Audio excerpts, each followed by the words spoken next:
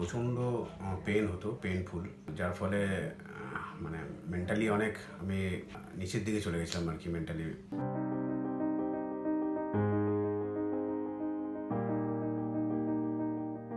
Welcome to ন্যাচুরালবেদা health world.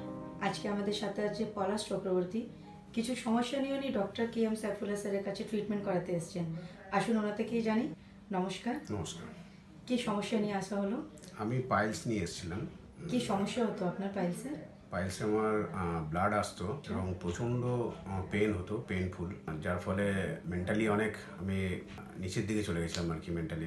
তো তারপরে একজন রেফার করে আমাকে, সে রেফারেন্স দেয়, তারপর স্যারের কাছে আসি। তো স্যারের কাছে এসে আমি ওষুধ খেয়ে পুরোপুরি কিওর হয়ে গেছিলাম। কতদিন ধরে প্রবলেমটা শুরু হয়েছিল? আমার প্রবলেম ছিল প্রায় 4 বছরের। তো তার আগে কোনো জায়গাতে ট্রিটমেন্ট করা তার হচ্ছে? আগে ট্রিটমেন্ট করছিলাম, এমনি হোমিওপ্যাথি ট্রিটমেন্ট করছিলাম। মানে টেম্পোরারি একটা করছিলাম, মানে ডিজিজকে সিরিয়াসলি নেননি? না, কিছুদিন হতো, আবার সেই একই প্রবলেম দেখা দিত। তো স্যারের কাছে কতদিন ওষুধ খাওয়ার পর আপনি সুস্থ বোধ করলেন? স্যারের কাছে আমি ওষুধ খেয়েছি 40 দিনে।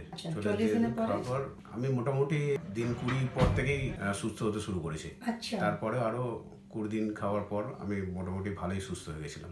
খুবই ভালো লাগলো। নিয়মটা ভালো করে মানতে থাকুন, যাতে আপনার রেগুলার ডোজে যে মেডিসিনটা আছে সেটাও স্টপ হয়, আপনি পুরোপুরি সুস্থ হয়ে যান। ঠিক আছে, ধন্যবাদ। ধন্যবাদ।